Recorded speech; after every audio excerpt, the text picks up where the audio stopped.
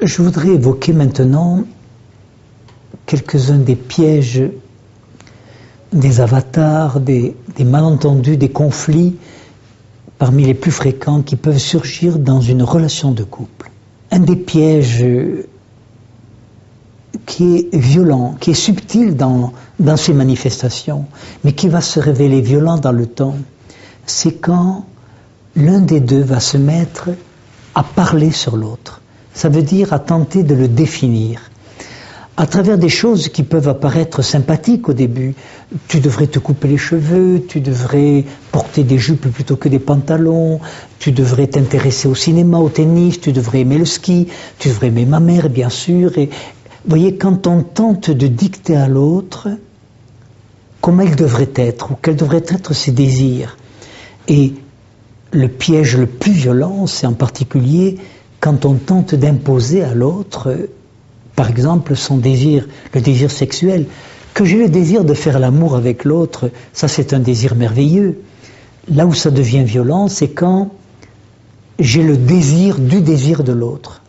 Quand je voudrais que tu aies envie de faire l'amour avec moi, et de préférence quand moi j'en ai envie.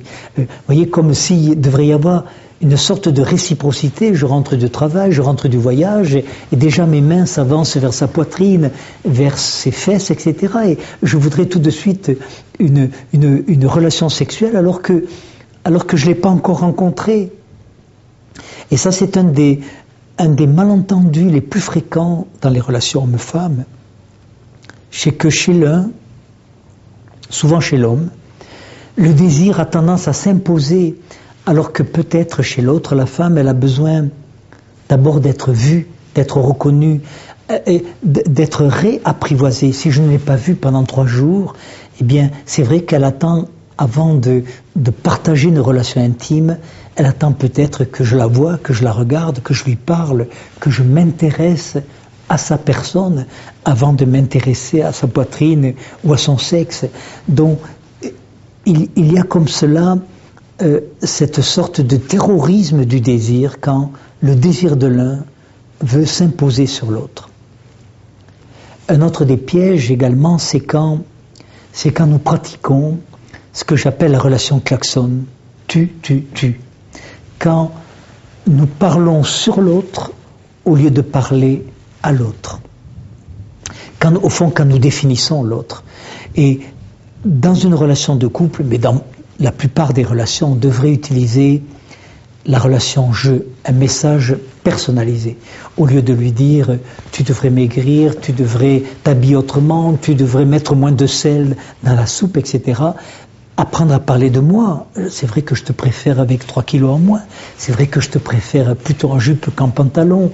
C'est vrai que je préfère cette soupe quand elle est moins salée ou quand elle a moins de poivre. Vous voyez, ça paraît banal ce que je suis en train de dire, mais ce qui va blesser une relation de couple, contrairement à ce que beaucoup de gens croient, c'est pas le fait que l'autre, par exemple, a une relation tierce, une relation d'intimité avec une autre femme, un autre homme, mais c'est l'accumulation de ces parasitages au niveau de la relation.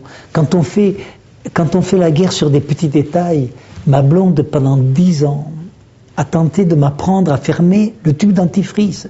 Elle ne supportait pas que je laisse le tube dentifrice ouvert. Alors elle me disait, Jacques, écoute, quand même, c'est pas difficile. Elle me montrait comment fermer le tube. Et puisqu'elle me montrait comment le fermer, j'apprenais pas. 10 ans après, elle a découvert qu'elle pouvait s'acheter un tube dentifrice pour elle et me laisser découvrir qu'est-ce que c'était que se laver les dents avec du dentifrice sec. Et d'un seul coup, j'ai appris à fermer le tube dentifrice. Je sais que ça peut paraître puéril à ceux qui m'écoutent, mais tous ces petits faits pris ponctuellement, bien sûr, sont risibles, sont puérils, sont bénins, mais répétés des dizaines de fois par jour. C'est ça qui met la relation en péril, parce que ça maltraite la relation, ça la violente, ça accumule du ressentiment. Un dernier point pour ne pas maltraiter la relation, c'est simplement découvrir que derrière toute accusation, derrière tout reproche, il y a une demande. Quand je dis à l'autre, tu m'as pas téléphoné, donc je mets en cause que c'est une relation un petit peu agressive puisque je l'accuse de ne pas m'avoir téléphoné. Qu'est-ce que ça veut dire? Ça veut dire qu'il y avait le désir que j'aurais eu le désir qu'elle m'appelle au téléphone. Donc plutôt que de lui dire tu m'as pas téléphoné ou tu aurais dû m'as téléphoné, il vaudrait mieux peut-être que j'énonce ma demande. C'est vrai que j'avais la demande de recevoir un appel téléphonique de soi. Voyez-vous, apprendre à parler de soi à l'autre plutôt qu'à parler sur l'autre. C'est ce qui contribue au nourrissement de la relation.